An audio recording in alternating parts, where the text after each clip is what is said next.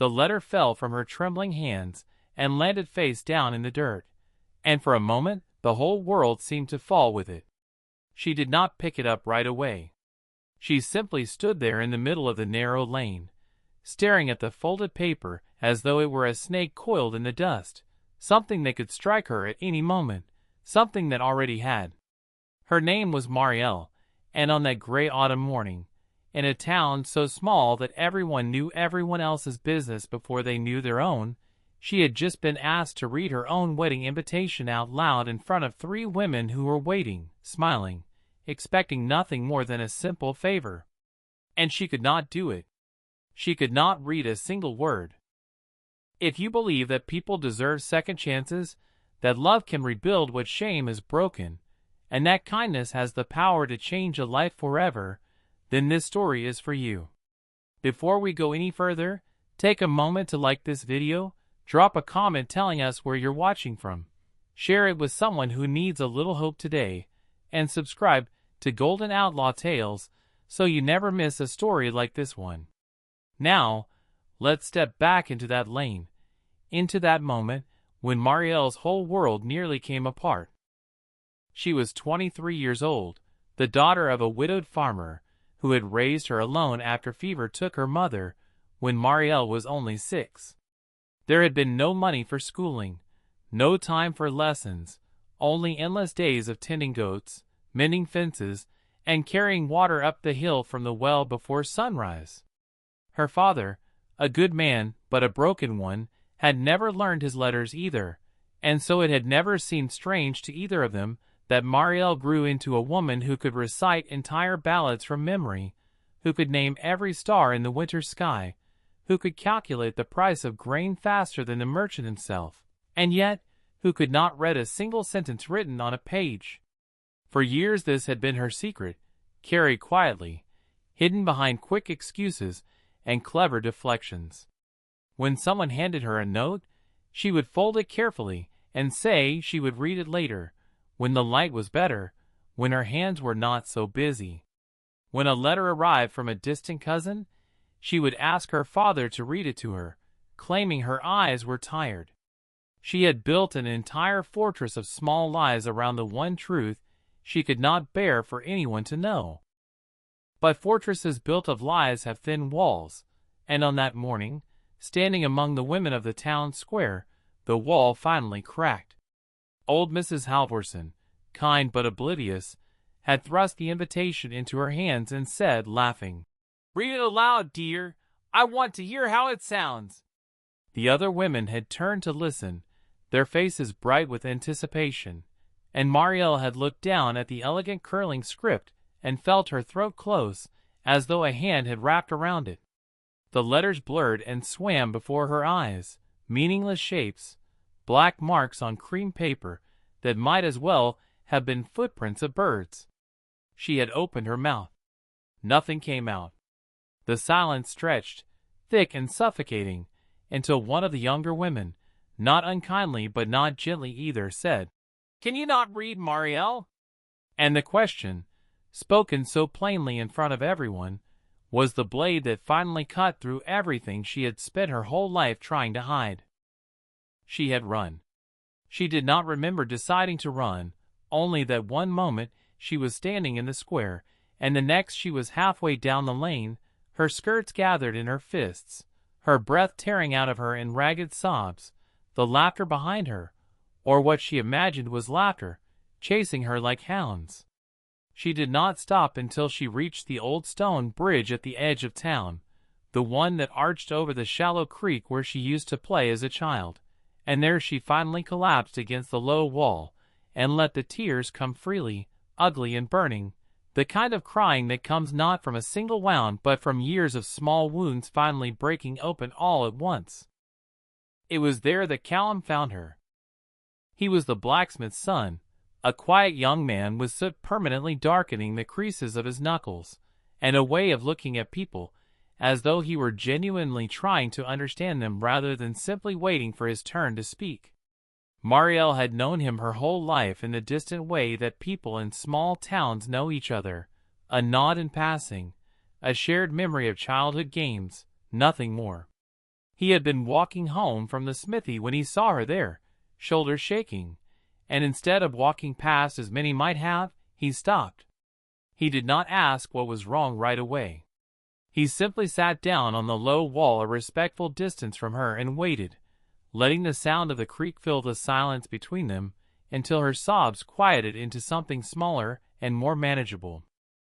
When she finally spoke, the words came out broken and ashamed, spilling from her like water from a cracked jug.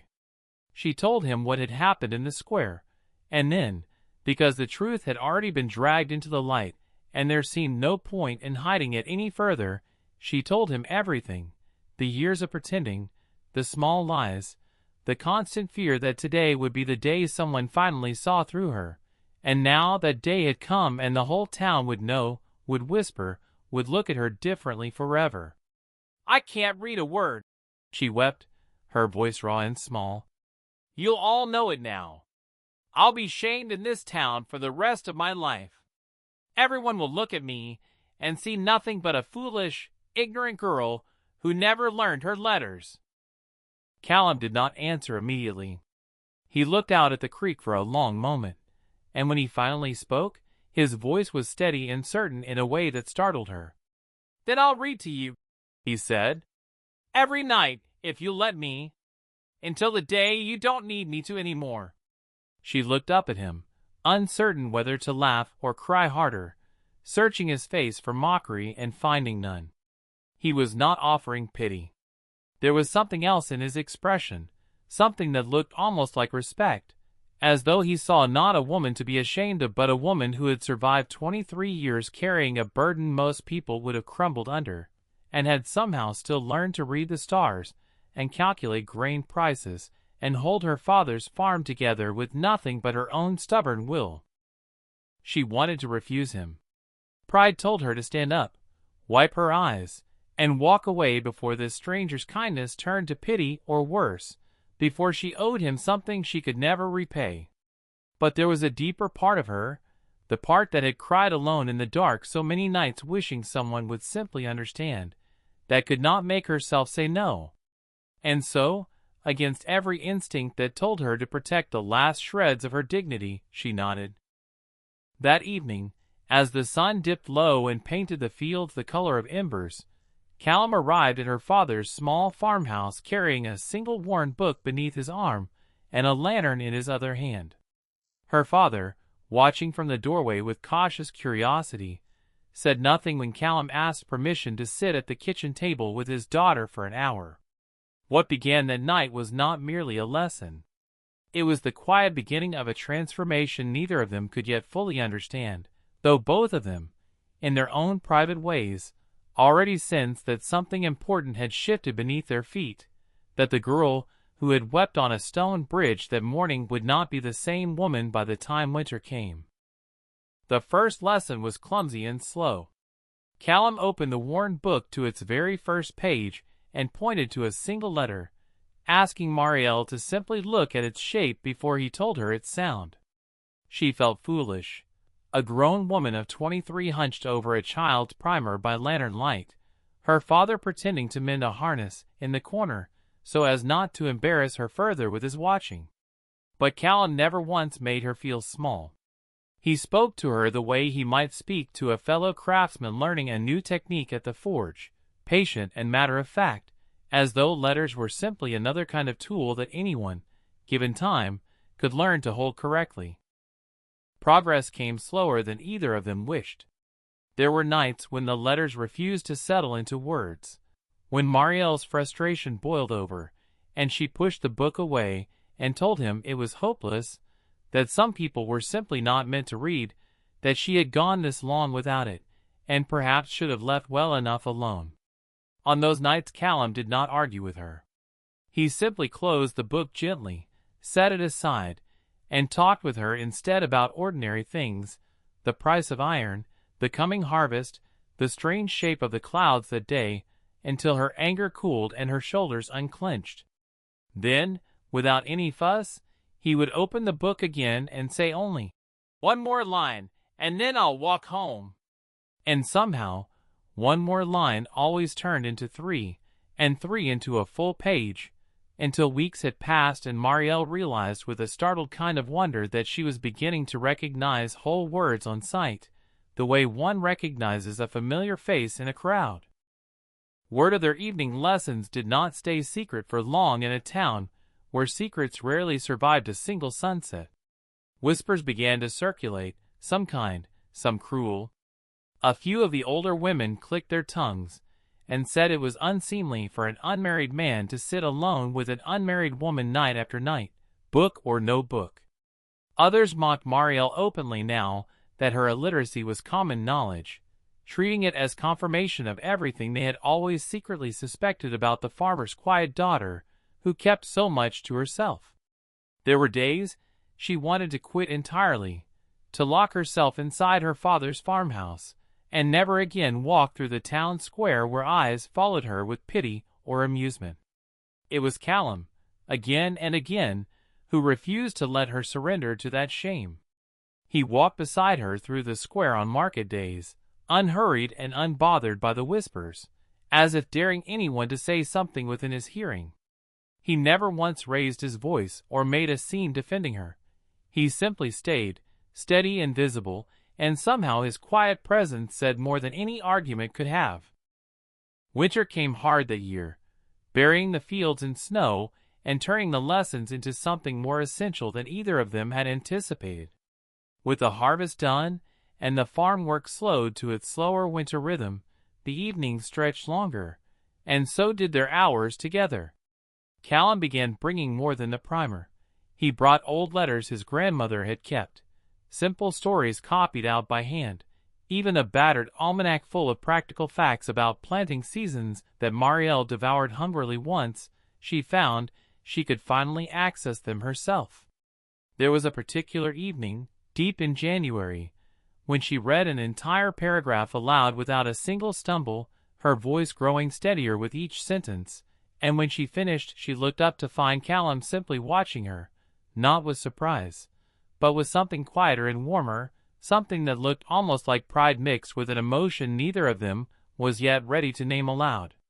Her father, in the corner, had stopped pretending to mend anything at all, and was watching too, his eyes suspiciously bright in the lantern light. It was not reading alone that changed during those long winter nights. Something else had been growing quietly alongside it, unnoticed until it could no longer be ignored. Marielle found herself waiting for the sound of Callum's boots on the frozen path each evening with an eagerness that had little to do with grammar or vocabulary. Callum, for his part, began arriving earlier than necessary and lingering longer than the lesson required, inventing small reasons to stay a few minutes more, asking after her day, her father's health, her thoughts on the passages they had read, as though he could not quite bring himself to leave. Neither spoke of it directly. There was a carefulness between them, a mutual unwillingness to disturb something so fragile and new with words that might be too soon or too clumsy, and so instead the feeling simply grew in the spaces between their sentences, in the silences that had stopped feeling awkward and started feeling comfortable, in the way her father had quietly stopped watching from the corner altogether, trusting them now to something neither of them had yet admitted to themselves.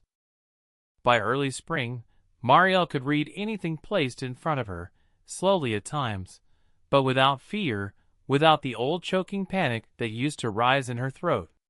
She wrote her first full letter that spring to the distant cousin whose letter she had once had to have read to her, and the pride she felt sealing that envelope with her own handwriting inside it was unlike anything she had known before.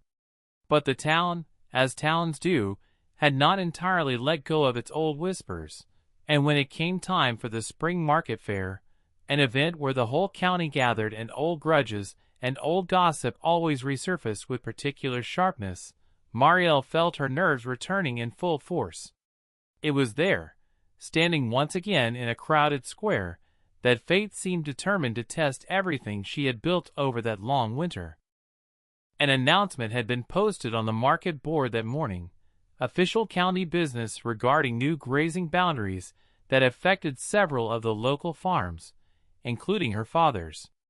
A small crowd had gathered around it, squinting at the dense formal script, and someone, perhaps out of old habit, perhaps out of lingering cruelty, turned to Marielle with a smirk and asked if she would like someone else to read it for her, the way she'd apparently needed help with her own wedding invitation months before. The words hung in the air, sharp and pointed, meant to wound.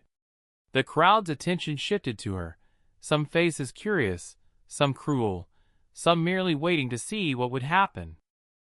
She felt the old fear rise in her chest, familiar as an old scar aching before rain. But this time, something different rose alongside it. She stepped forward, took the notice from the board herself, and read it aloud, clearly and without a single falter, her voice carrying across the square with a steadiness that surprised even her. When she finished, she folded the notice calmly, handed it back, and said nothing further, needing to say nothing further, because the silence that followed was not the silence of shame, but the silence of a town realizing, all at once, that the girl they had mocked all winter had quietly, patiently, rebuilt herself into someone they could no longer laugh at.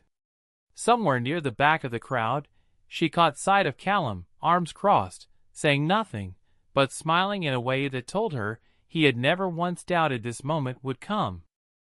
If this story has touched your heart even a little, if you believe that patience and kindness can rebuild a life that shame once tried to break, please take a moment to like this video and share it with someone who might need these words today. Your support is what allows stories like Marielle's to keep reaching people who need a little hope. And before we close this chapter, I want to ask something special of you. Tell us in the comments below, in just a few words, who in your own life once helped you find your courage the way Callum helped Marielle find hers. Your stories matter to us, and to everyone else watching who might need to read them. That summer, beneath the same stone bridge where she had once wept in humiliation, Callum asked Marielle to marry him, and this time it was she who read the words aloud from the letter he had written her, her voice steady, her eyes shining, no longer afraid of a single mark on the page. Her father stood nearby, no longer needing to pretend to mend anything at all, simply watching with quiet tears of his own. The town that had once whispered about the farmer's illiterate daughter now told a different story altogether, one about a woman who had turned her deepest shame into her quietest strength, and a blacksmith's son who had understood, long before anyone else did, that the truest kind of love does not rescue a person from who they are, but simply sits beside them, night after night, until they find their own way into the light. And so, in that small town where everyone once knew her secret, Marielle became known instead for something far greater than what she could not do, remembered forever after as the woman who learned to read by lantern light, and in doing so, learned exactly how much she was worth. Thank you for watching this story from Golden Outlaw Tales. If it moved you, please like, comment, and subscribe so more stories like Marielle and Callum's can find their way to you.